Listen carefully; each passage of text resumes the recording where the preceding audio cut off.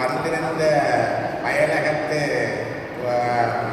எங்கள் ஆர்வலர்களை அங்க வைத்து விருந்து பிரசாரம் செய்த சான்றோர் இவர். அப்படினால அந்த வகையில்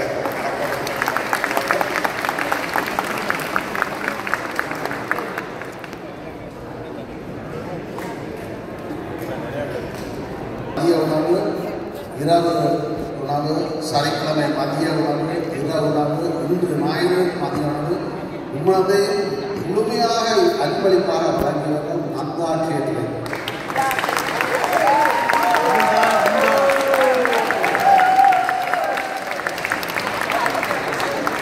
அதன் உரிமையாளர் ரூபம் அவர்கள் இன்று வர முடியவில்லை. அவருக்கு வேலை காரணமாக இன்று வர முடியவில்லை. அவருக்குரிய இந்த எங்களால் கொடுக்கக்கூடிய இந்த அவரது சார்பில் அவரது நண்பர்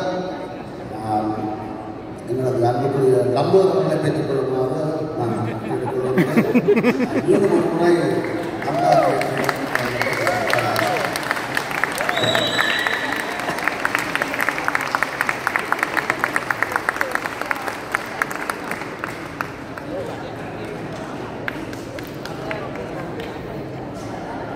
இங்கே வந்திருந்த 3 விழா நாட்களுக்கும் எங்களுக்கு மதிய உணவு, மாலை உணவு தொடர்ந்தேர்ச்சியாக வழங்கி தான் முன்னுக்கு வராமல், மேடைக்கும் வர இத்தனை நேரம் அழைக்கும் வராமல் ஒரு கனர் கொண்டு வந்ததில் வைக்க சொல்லவும் அதையும் வைக்காமல் உங்கள் அவ்வளவருக்கும் விருந்து பிரசாரம் செய்த சான்றோர் ரூபன் தங்கராசா நந்தா கேட்டரிங். அவர் கரகதராதவர்களே அவருடைய சார்பிலே நான் இதை பெற்றுக்கொள்கிறேன். நன்றி. கடைசியாக ஒரு அறிவிப்பு.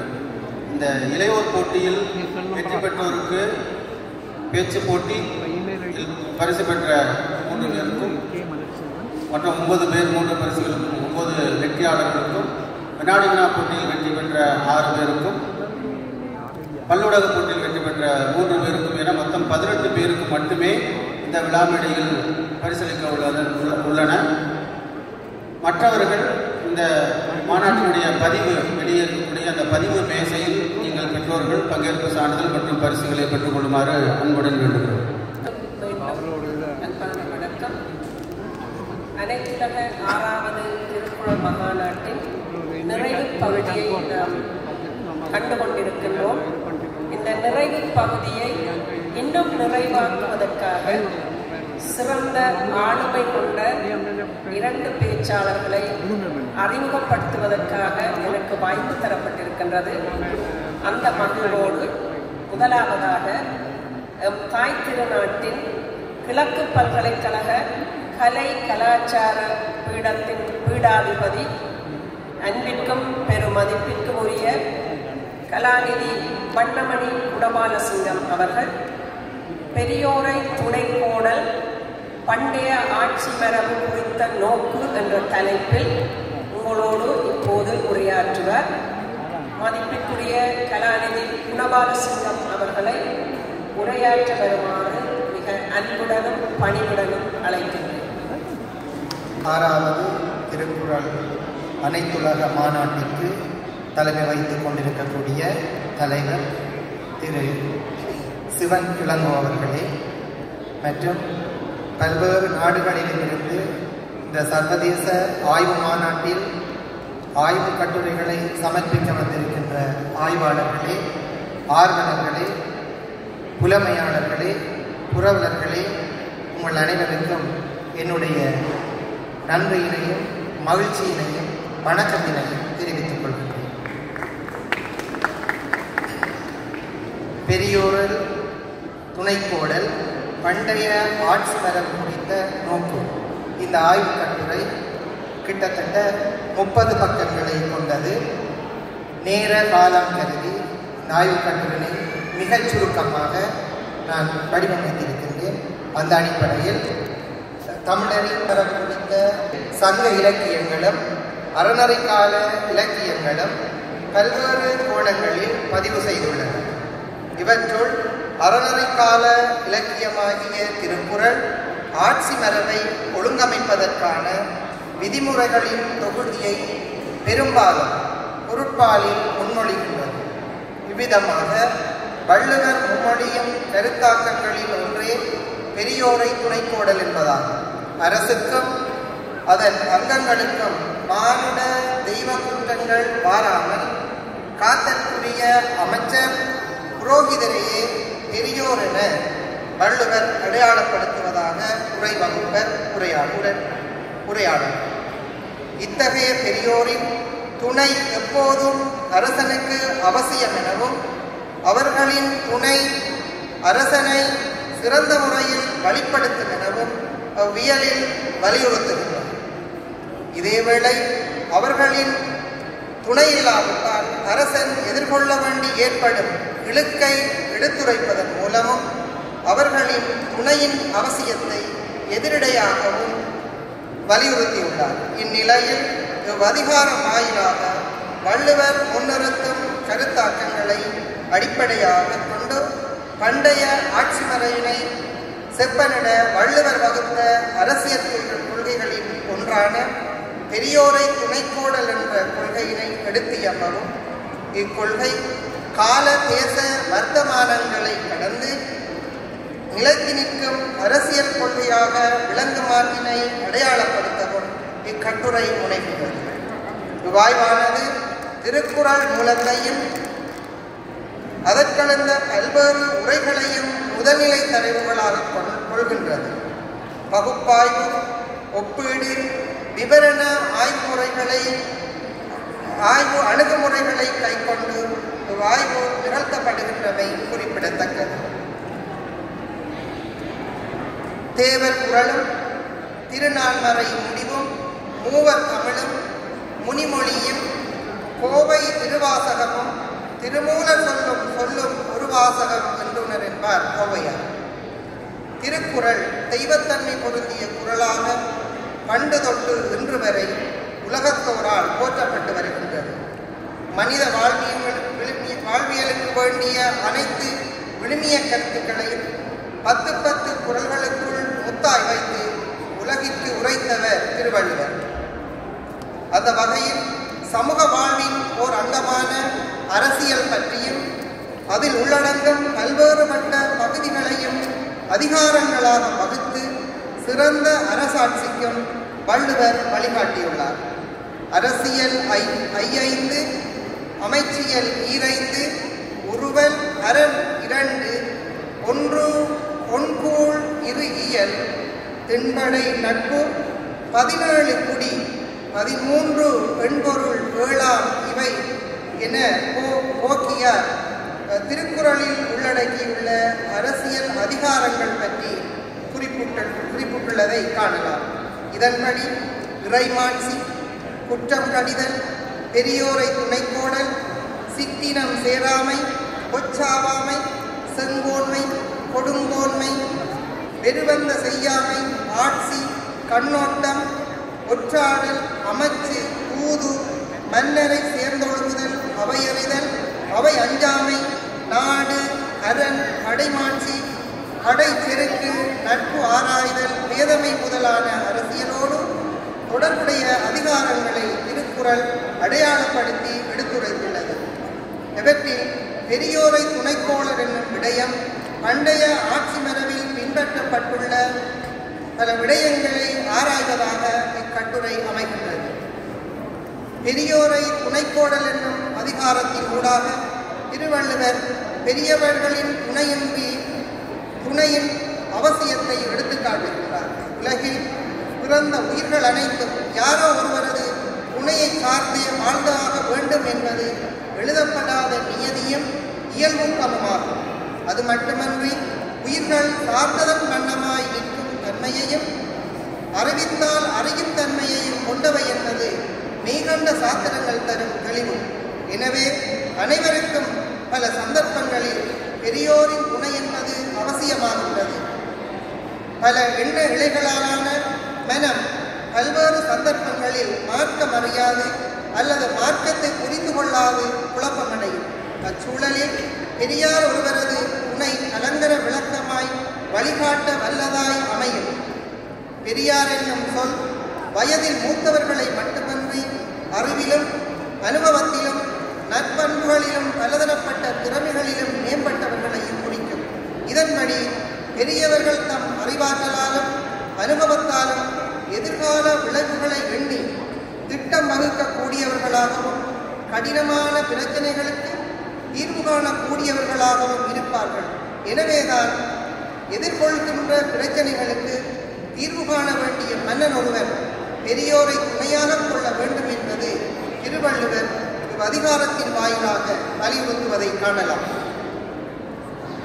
பெரியோரின் துணையுடன் செயல்படும் போது ஆட்சியாளர் தன் இலக்கை அடைய முடியும் என்பதோடு மக்களும் நன்மையை பெற முடியும் என்பது அதிகாரத்தின் பயன்களாக அமைகின்றன. இதனை திருவள்ளுவர் அரியவற்றுள் எல்லாம் அரிதே பெரியாரை பேணி தமரா குரலின் துணை கொண்டு விளக்குகின்றார். அதாவது பெரியாரை போற்றி தமக்கு சிறந்தவராக கொள்ளுதல் அரசருக்கு மிக அரிதான பொருள்கள் எல்லாவற்றிலும் அருமையானது என வள்ளுவர் குறிப்பிடுகின்றார். திறனுடைய அரசாங்கத்தில் நீதித்துறைக்கு முக்கிய இடம் உண்டு. அந்த அரசாங்கத்தின் கட்டுப்பாட்டுக்குள் உள்ள குடிமக்களின் விளக்குகளையும் பிரச்சனைகளையும் தீர்த்து வைக்கும் பொறுப்பு நீதித்துறையே சார்ந்தது. இதற்காகவே சட்டங்கள் உருவாக்கப்படுகின்றன. அவற்றுள் சட்டங்களை உருவாக்குகின்ற பொழுது ஆழ்ந்த பொருளமைதியுடைய தர்மத்தை செயற்படுத்துவதற்கான சட்டங்களை உருவாக்குதல் அவசியமாகும். அதற்கு மன்னனுக்கு பெரியோரது துணை மிக இன்றியமையானது என்று வள்ளுவர் எடுத்துரைக்கின்றார். நல்லவை தீயவைகளை சுட்டிக்காட்டி இடித்துரைக்கும் தன்மை வாய்ந்தவரை மன்னன் துணையாக கொண்டால் அரசனை எவராலும் வீழ்த்த முடியாது என்கின்றார் வள்ளுவர். இடிக்கும் துணையாரை ஆழ்வரை யாரை கெடுக்கும் தகமையவர் என்பது சிந்தனையில் அவை திருவள்ளுவர் வெளிக்காட்டுகின்றார். இக்கருத்தினை நாரத ஸ்மிருதியில் பின்வருமாறு காணலாம்.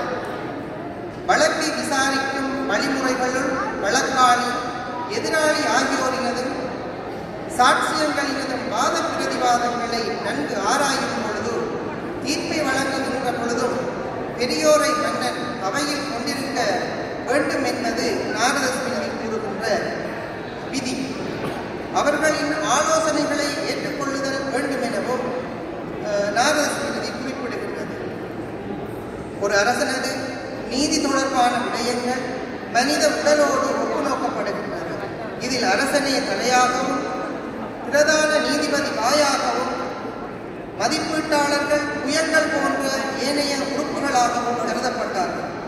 நீதி சபையானது அதன் முடிவுகளால் வழக்காடுபவர்களுக்கு நீதியையும் மகிழ்ச்சியையும் தருவதாக அமைகிறது.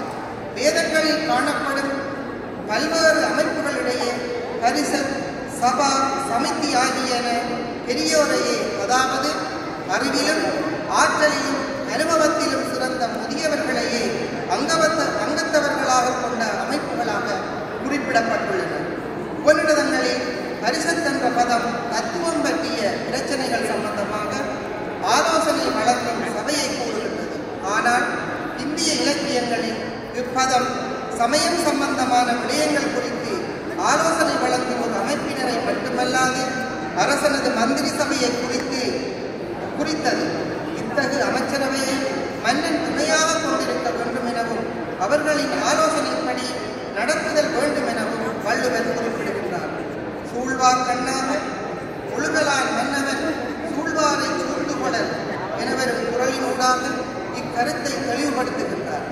சோதிடனை ஆதரிக்காத இளவரசன் அழிவை சந்திப்பார் என்பது தர்க்க முனிவர் குறிப்பிட்டதாக வட இந்திய வானியலாளர்களின் ஒருவரான வராமதி இப்போது இங்கு சோதிடவியலை விளக்குவதாக அமைந்திருந்தாலும் சோதிட புலமையாளர் ஒருவரை மன்னன் துணையாக கொள்ள வேண்டும் என்ற சிந்தனையை வலியுறுத்துவதாகவும் அமைந்துள்ளதை காணலாம்.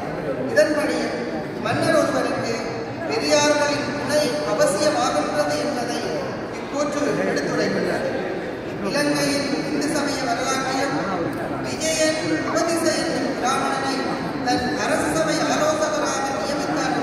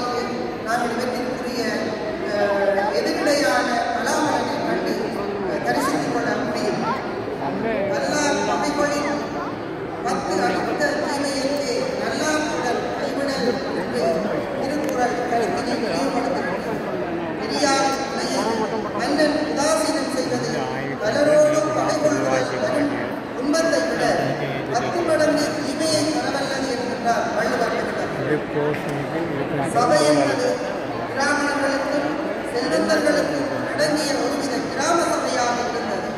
அது நீதி பரிபாலனத்திற்காக பெரும்பாலான சந்தர்ப்பங்களில் ஒன்று கூட வேண்டும். சபையில் சட்டபூர்வமான தீர்ப்புகளை வழங்கிய மதிப்பீட்டாளர்களுக்கு சபா சதா நேரம் வழங்கப்பட்டிருக்கிறது. விஜயநகர நாயக்கர் காலத்திலே வேதத்திற்கு விளக்கங்கள் வழங்கிய சாயனர் சபை என்பது கற்றறிந்தவர்களை மக்கத்தவர்களாக கொண்டது என்று குறிப்பிட்டுள்ளார். கருத்தும் திருவள்ளுவரது அதிகாரத்தின் பொருள் விளக்கங்களோடு ஒன்றுபடுகின்றன காண முடிகிறது. மற்றொரு வகையில் சமிதி என்பது அரசனையே தெரிவு செய்யும் அதிகாரம் கொண்ட பெரியோரை கொண்டிருந்ததாக கூறப்படுகிறது. ஒவ்வொரு கிராமங்களிலும் ஊர் தலைவர்களையும் வயதில் மூத்தவர்களையும் அடங்கிய ஒரு உள்ளூர் நீதிமன்றம் இயங்கியிருந்தது. நீதிமன்றங்களில் ஊர் பாணி தகராறுகள் விசாரிக்கப்பட்டு தீர்ப்புகள் வழங்கப்பட்டன. இந்நீதிமன்றங்களில் நியமிக்கப்பட்டிருந்த மூத்தவர்கள் அறத்தின் உண்மையை அறிந்த மூத்த அறிவுடையவராக அமைய வேண்டும் எனவும் இவ்வாறானவர்களையே மன்னன் துணையாக கொள்ள வேண்டும் எனவும் வள்ளுவர் எடுத்துக்காட்டுகிறார். இதனை அறனறிந்து மூத்த அறிவுடையார் பெண்ணை திறனறிந்து சேர்ந்து கொள்ள குரலூடாக வெளிப்படுத்துகிறார். அரசன் தர்மத்தின் காவலன் என்ற கோட்பாடு வேதகால முதலாவதை வழக்கில் இருந்தாலும் ராஜதர்மம் பற்றிய விதிகளை நீதி பரிபாலனத்தின் போது மன்னன் பெரியோரின் துணையை, அதாவது ராஜகுரு மற்றும் முதல் மந்திரி ஆகியோரின் ஆலோசனைகளை பெற்றுக்கொள்ள வேண்டும் என தர்மசாஸ்திரங்களும் கூறுகின்றன. மனுதர்ம சாஸ்திரம் அரசனின் இயல்புகள், கடமைகள், அவனுக்கு சுமத்தப்பட்ட பொறுப்புகள், நீதி பரிபாலனம், நிர்வாகம், வரி, அறவீடு, கடைமாட்சி முதலான விடயங்களில் மன்னன் கவனம் செலுத்துகையில் அனுபவத்தில் சிறந்த பெரியோர்களது ஆலோசனைகளையும் வழிகாட்டுதல்களையும் பெற்றுக்கொள்ள வேண்டும் என குறிப்பிடுகின்றது. ஒழுக்கம், கல்வி, நல்லோர் இலக்கம், வீரம், புத்திசாலியம் முதலான இயல்புகளை மன்னன் அடிப்படை தகுதிகளாக கொண்டிருப்பதோடு ஆசை, கோபம், வெறுப்பு என்பவற்றால் ஏற்படும் தீய பழக்க வழக்கங்களை மன்னன் தவித்துக் கொள்ள வேண்டும் என்பதோடு பெரியோரையும் துணையாக கொள்ள வேண்டும் என கூறப்படுகிறது.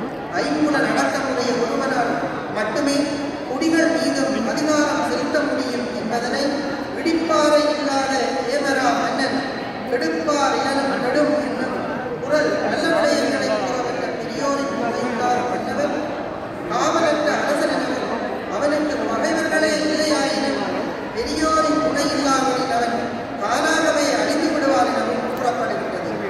யாக்கியவல்லிய ஸ்மிருதி, நாரத ஸ்மிருதி, பிரகஸ்பதி ஸ்மிருதி, அர்த்தசாஸ்திர முதலான நூல்கள் தர்மம், வியவகாரம், சாரித்திரம், ராஜசாசனம் என்னும் நான்கும் சட்டத்திற்கு மூலமானவை என்கின்றன. வேதசாஸ்திரங்கள் மூலமான மரபுகளும் பெரியோரது அறிவுரைகளும் அரசனது தீர்மானங்களை காட்டிலும் பிரதானமானவை என்பது நீதி நூல்களும் விளக்கமாகும். தம்மின் பெரியார் நகரா ஒழுகுதல் வன்மையில் எல்லாம் தலை என்னும் குரல் அரசனை காட்டிலும் மிக்க அறிவுடையாரை அரசன் துணையாக வழிநடந்து வருகிறார். அதுவே அரசனது அனைத்து வலிமைகளை காட்டிலும் மிகவும் உயர்ந்தது. வாணிபத்தை பொறுத்தவரையில் முதல் என்பது முக்கியமான வளமாகும். முதல் நிலையாயில் வாணிபத்தின் ஒரு முயற்சியான வளர்ச்சியை காண்பதென்பது இயலாத காரியம். எவனொருவன் அதீத முதலோடு ஒரு தொழிலை மேற்கொண்டிருக்கிறானோ அவனது வாணிபம் சிறந்து விளங்கும் என்பது யாவரும் அறிந்த உண்மை. வாணிபத்தில் மட்டுமன்றி முதலற்ற கருத்தாடல் மனித வாழ்வியல் பல விடயங்களோடு பின்னி பிணைந்த ஒன்றாகவே காணப்படுகிறது. முதல் இல்லாமல் வாணிபம் மேற்கொள்பவர்களுக்கு எவ்வாறு ஊதியம் என்பது இல்லையோ அதே போல அரசியலை பொறுத்தவரையில் அனுபவமும் ஆற்றலும் இடம்பெற்ற தலைமைதாங்கக்கூடிய பெரியவர்கள் இல்லையாயின் ஆட்சியில் மட்டுமன்றி உலகிலும் நினைவாறு இல்லை என்கின்றார் திருவள்ளுவர். முதலிலாற்றி ஊதியம் இல்லை மதனையாம் சார்பு இலாற்றி இல்லை நிலை என்று குரலின் துணை கொண்டு இவற்றினை விளக்குகிறார். எனவே இவற்றினை மிகச் சுருக்கமாக கூறி இந்த ஆய்வினுடைய முடிவாக இவ்வாறு வள்ளுவர் தனது பெரியோரை துணைக்கோடல் என்ற அதிகாரத்தின் வாயிலாக ஆட்சியாளர் கைக்கொள்ள வேண்டிய நடைமுறைகளையும் அவன் பின்பற்ற வேண்டிய நியமங்களையும் அவற்றினால் அவன் எதிர்கொள்ள வேண்டிய சவால்களையும் கூறுகின்ற அதே நேரம் இந்த பண்டைய ஆட்சி மரபு பற்றிய திருக்குறள் தருகின்ற விடயமானது இன்று உலகளாவிய ரீதியில் நவீன கால அரசுகளின் ஆட்சியில் பெரியோரை துணைக்கோடல் என்னும் சிந்தனை மிக இன்றியமையானது என்ற செய்தியை கூறி உலகில் உள்ள சட்டவாட்சிக்கு ஒரு முன்னுதாரணமான சிந்தனையாக திருக்குறள் அமைகின்றது என்று கூறி எனக்கு இந்த சந்தர்ப்பத்தை ஏற்படுத்தி தந்த எனது நண்பர் வேணு அவர்களுக்கும் இந்த அரங்கத்தினை அளித்த டொரண்டோ தமிழ்ச்சங்கத்தினருக்கும் என்னுடைய மனமார்ந்த நன்றியை கூறி விடைபெறுகின்றேன். நன்றி, வணக்கம்.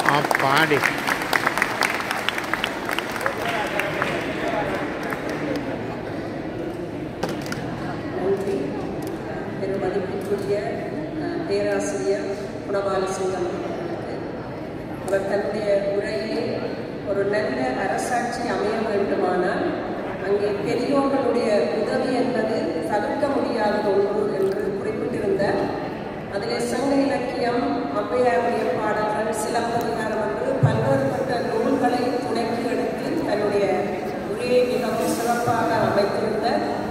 நல்ல ஆட்சிக்கு பெரியோருடைய உதவி மட்டும் தேவையில்லை, நல்ல குடும்பமும் சிறப்பாக அமைய வேண்டுமானால் பெரியோருடைய அறிவுரைகள் எப்போதும் தேவை என்று கூறிக்கொண்டு, இரண்டாவதாக படிமுறை தமிழ் மூலம் மாணவர்களுக்கு நல்ல வழிகாட்டியாகவும் பல்வேறுபட்ட தமிழ் நிலைகளை மாணவர்களுக்கு உருவாக்கி அதிலே வெற்றி பெற்று கொண்டிருக்கின்ற பெரும் மதிப்பிற்கும் பேரறிவிற்கும் உரிய சுப்பிரமணியம் ராஜரட்னம் அவர்கள் கனடாவில் இருந்து சொற்களால் தீட்டப்பட்ட உயிரோவியம் என்ற தலைப்பில் இப்போது உங்களோடு உரையாற்றினார். பாருங்கள் ஐயா. நன்றி. இந்த திருக்குறள் மகாநாட்டுக்கு வந்திருக்கின்ற அத்தனை பெரியோர்களுக்கு தலை சார்ந்த வணக்கத்தை கூறி என்னுடைய கட்டுரையை ஆரம்பிக்கிறேன். சொற்களால் தீட்டப்பட்ட உயிரோவியம் 7 சீர்களில் மாத்திரம் ஒரு உயிர்ப்புடைய ஆழமான கருத்துக்களை சொல்லக்கூடிய ஒரு படத்தில் இருக்கிறது. அதன்படியாகத்தான் அமைத்திருக்கிறேன். பெருமை அறங்கூண்டு புகழ் புரிந்த பாவலர் வள்ளுவர் மனிதன் வாழ்ந்து உரநிலைக்கு வித்தல் வேண்டும் என்ற பெருமோக்கில் திருக்குறளை அவர் நமக்கு வழங்கியுள்ளார். அவர் தமது நூலை ஒரு விரிவான நூலாக யார்த்து உரை விளக்கமும் தந்திருந்தால் அதுதான் 1.25 அடிமாற்றமே போன்ற 7 சீர்களால் சுருங்கச் சொல்லி விளங்க வைக்க முடியும் என அவர் எடுத்துக்கொண்டது அவர் தம் திறனையும் அவர் கொண்டுள்ள தமிழ் மொழி ஆற்றலையும் பேராற்றலையும் நமக்கு காட்டுகிறது. 7 சீர்களில் மிக விரிவாக எண்ணி பார்க்கக்கூடிய செய்திகளையும் உள்ளடக்கித் தர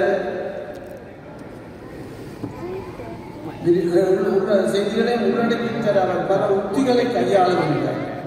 நடைமுறை சொல்லாட்சி விதிகளுடன் அதிகாரத்தையும் உணர்ச்சியையும் முழு பார்வையும் அமைய யாத்துள்ளார். இதற்கு துணை நின்றவை இவ்வாறவர் படைப்பு ஆற்றலுக்கு துணை நின்றவை அவர் கையாண்ட சொல்லாட்சியே ஆகும். அதற்காக அவர் கலைச்சொற்களை, அளபடைகளை, உவமைகளை, கருத்து நயம், செவிக்கு இனிமையும் தரும் உருவக மொழி நடையை கையாண்டிருக்கின்றார். இத்தகைய திருக்குறளின் இன்னும் சிறப்பு வெண்பா யாப்புக்கு இணங்கிய முறையில் மொழி இலக்கண புணர்ச்சி விதிகளுக்கு அமைவாக மொழி இலக்கண புணர்ச்சி விதிகளுக்கு அமைவாக யாத்துள்ளார். இதனால் இசை நயத்துடன் படித்து மனதில் பதித்துக் கொள்ளவும் வள்ளுவர் கூற வந்த பொருளை உணர்ந்து கொள்ளவும் கூடியவாறு குறள்கள் உள்ளன.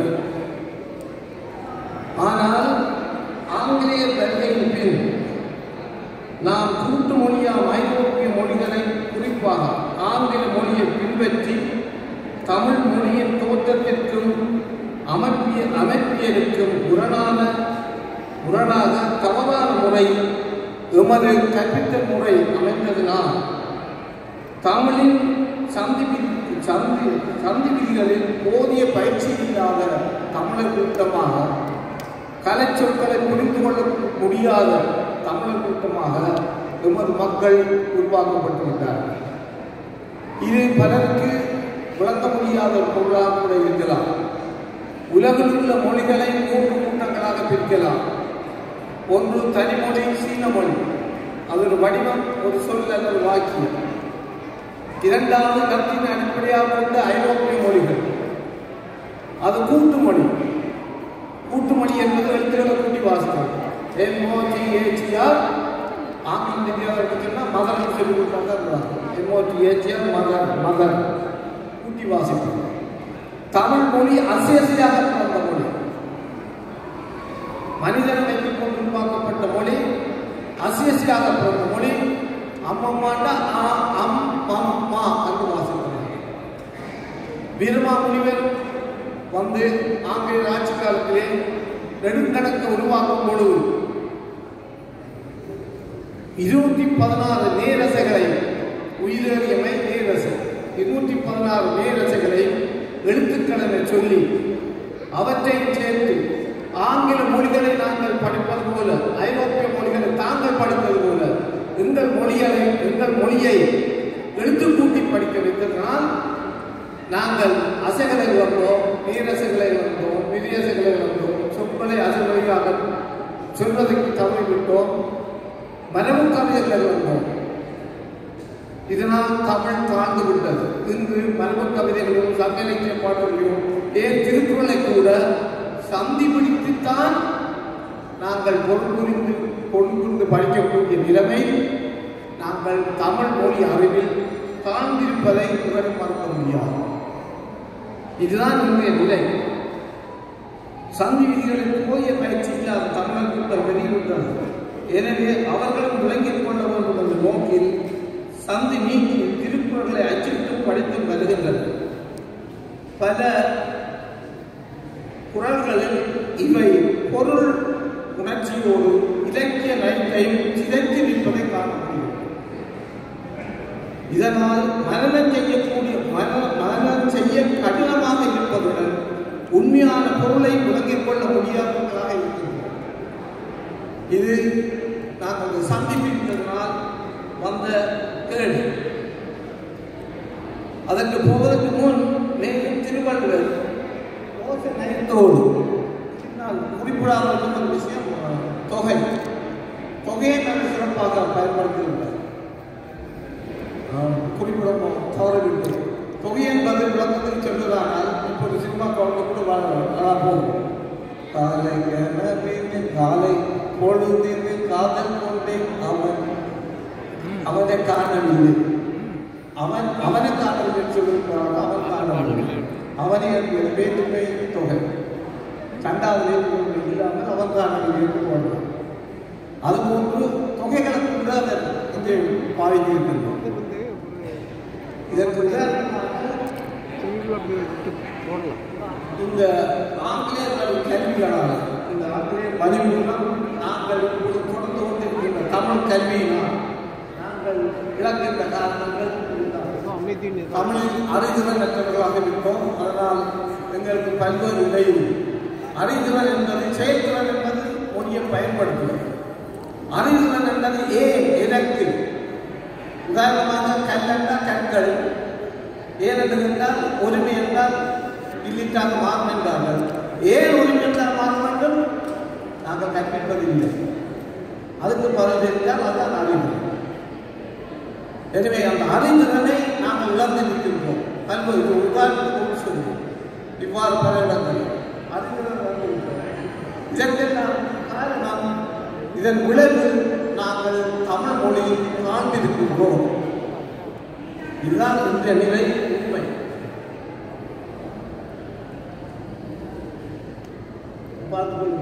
மொழித்திறன் அறிவு குறைந்துவிட்டது. சந்தி படிப்பதே படித்தே பொருள் காணப்பட்ட நிலையில் இருக்கிறோம்.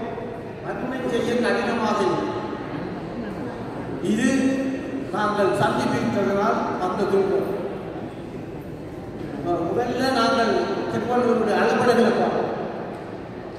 இந்த குறள் எடுத்துக்கொள்வோம். உடல் நசையை உள்ள துணியாக செல்வதன் நரன் நசையை என்போருடைய நசை என்பது விருப்பம்.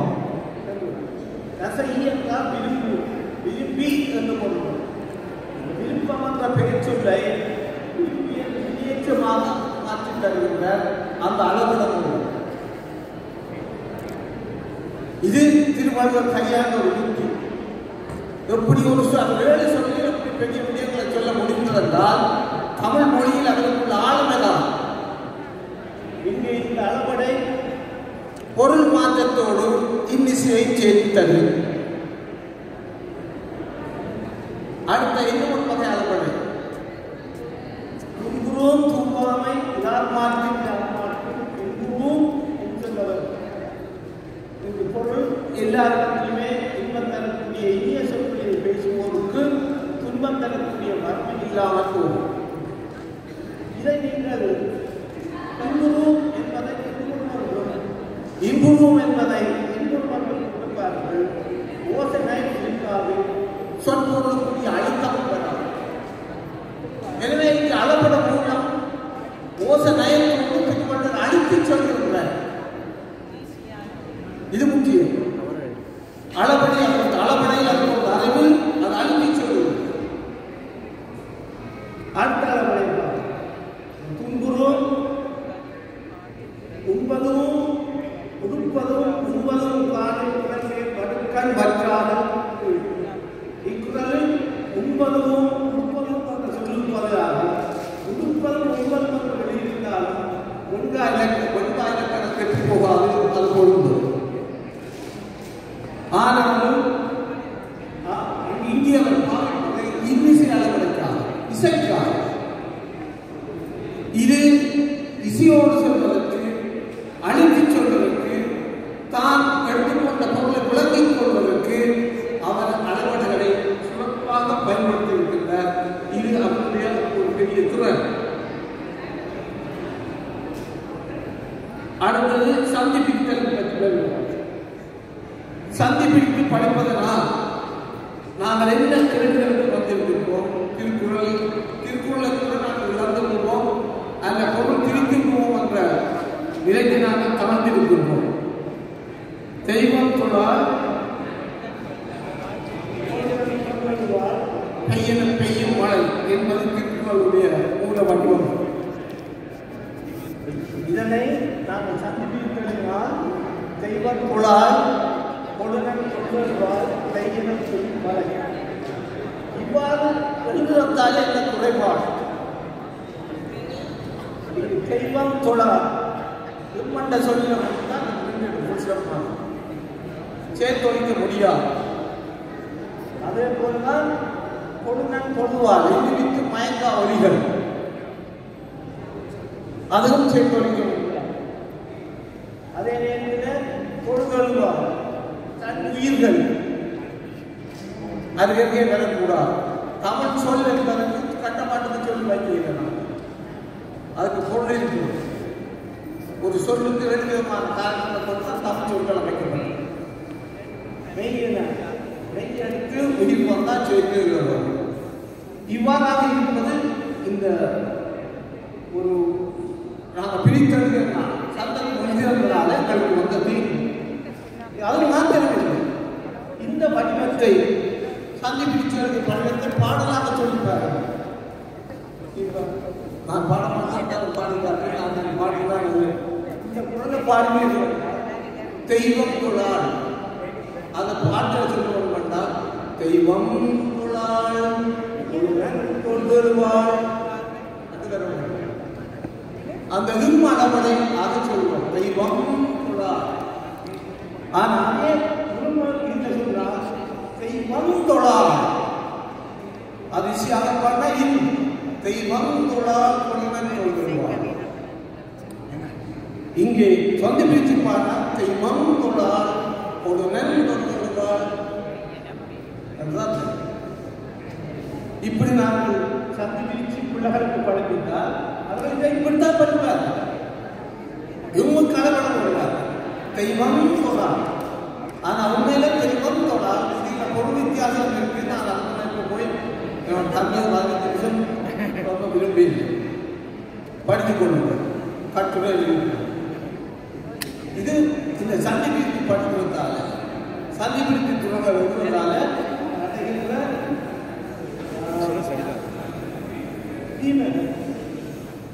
பெய்யும் மழை.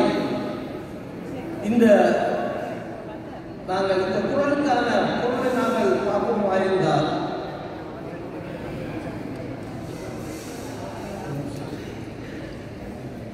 சுருக்கமாக சொல்லுவோம்.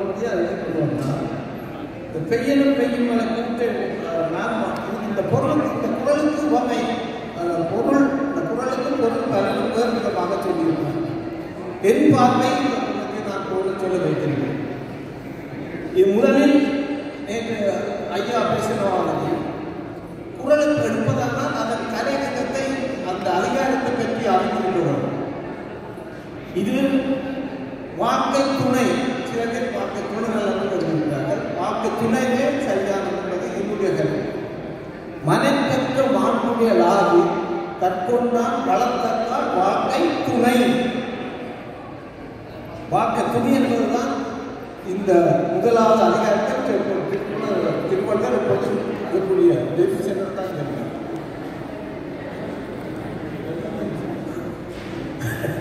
சரி, பரவாயில்லை.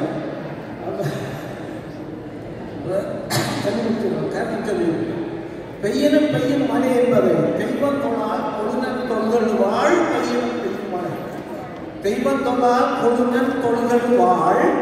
அவள் எதற்போது என்றால் பெய்யும் மழை போதும். அவள் சொன்னால் மழை பெய்யாது. அவள் உவமை பெய்யும் மழை என்று நான் பொருளாக.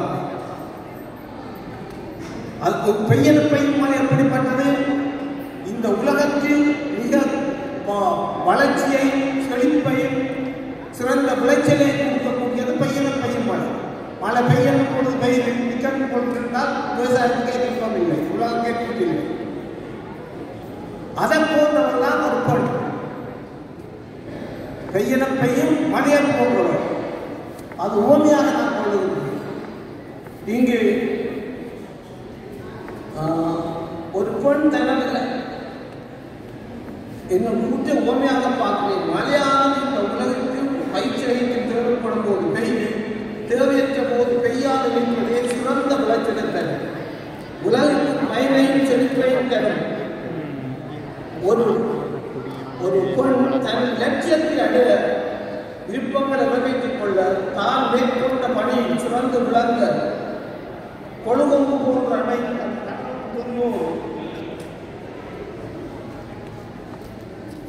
தன் கணவனின் துணையோடு அங்கே உள்ளதை பார்த்துக் கொள்ளுங்கள். சுருக்கமாக தன்மையாக அவரின் திறனை வளத்தை துணியாக கொண்டு கொடிகள் எவ்வாறு கொழுகம்பை சுற்றி கொண்டு முயற்சி அடைகின்றனவோ அவ்வாறு அவளும் முயற்சி அடைய முடியும். தன் லட்சியத்தை நிறைவேற்றிக் கொள்ள முடியும். இங்கு தெய்வம் தொழாளன் அளவடையில் சொன்னது கூட அழுத்தி சொன்னதற்கு இசைநயமாக வச்சிருக்கிறார் இலக்கணம் பெறுவது. இங்கு இவ்வாறு நான் பொருள் காரணத்துக்கு காரணமாக இருந்தது என்றால் அவர் பாதித்தது கொழுநன் என்று சொல்லியிருந்தார். கணவன் என்றோ துணவன் என்றோ அவர் பாதிக்கவில்லை. அப்படி பாவித்திருந்தால் இதுதான் அதனுடைய கலைச்சொற்கள் சொல்லுங்கள். அவர் எந்த சொல்லி எந்த பாவிக்க வேண்டும் என்பது சிறப்பாக இல்லை. அந்த சொல்லுக்கு பொருளுக்கு தான் நாங்கள் பெற்றோருக்கு பொருட்காட்டுடைய நாங்கள் வெறுமனே பொருளை கூடிக்கொண்டிருக்க கூடாது. எங்கள் விருப்பம் ஒரு முக்கியத்துவம். எனவே முதலாவது அதிகாரம் எடுத்தால் இத்தனை கலைச்சொற்களை கொண்டுதான் அந்த முதலாவது அதிகாரத்தை நடத்தியிருக்கிறார். திருக்குறள் முழுமை இந்த கலைச்சொற்களுக்கு ஆழ்ந்த பொருளை, நுண்ணிய பொருளை, புதை பொருளை நாங்கள் அறியாவிட்டால் எங்களால் திருக்குறளுக்கு முடியாது. இது அறிய வேண்டுமானால் நாங்கள் சரியான முறை தமிழை கற்க வேண்டும். எனவே நான் சில விஷயத்தை விட்டுட்டு போறேன். இதே இதில் ஒன்று 5 அவித்தான் இருந்தாலே அழைக்கிறான் என்று கூறுகிறது.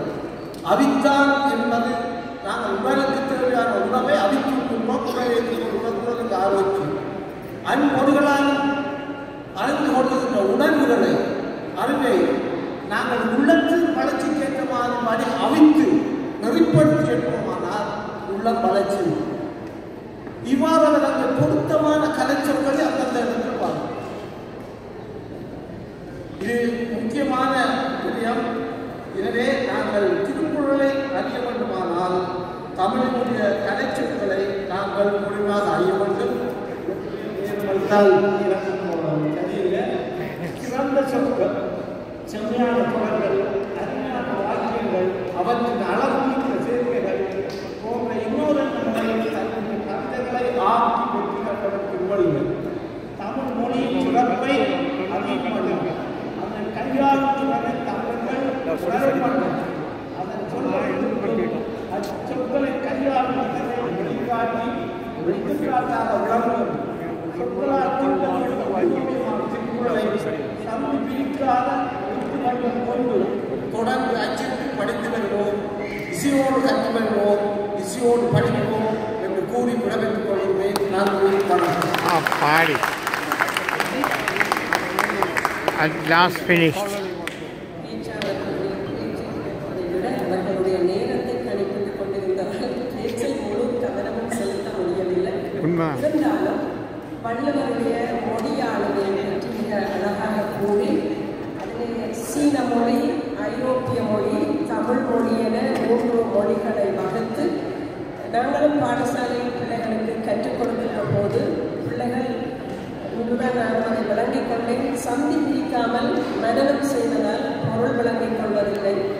ஆனால் அந்த சந்தி பிரிக்கின்ற போது ஏற்படுகின்ற தவறையும் அவர் சுட்டிக்காட்ட மறக்கவில்லை. இப்படியான ஆய்வுகளுக்கு நிறைய நேரம் கொடுக்கின்ற போதுதான் நிறைய தகவல்களையும் நாங்கள் எடுத்துக்கொள்ளலாம். ஆகவே இன்றைய இந்த நிறைவு விழாவில் நிறைவு பேச்சாளராக வந்திருந்து நிறைய கருத்துக்களை சொல்லி சென்ற மதிப்பிற்குரிய பேராசிரியர் குணபாலசிங்கம் அவர்களுக்கும் எங்களுடைய ராஜரத்னம் ஐயா அவர்களுக்கும் 6வது உலக திருக்குறள் மகாநாட்டின் சார்பில் நன்றியையும் வணக்கத்தையும் கூறி விடைபெறுகின்றேன். வணக்கம்.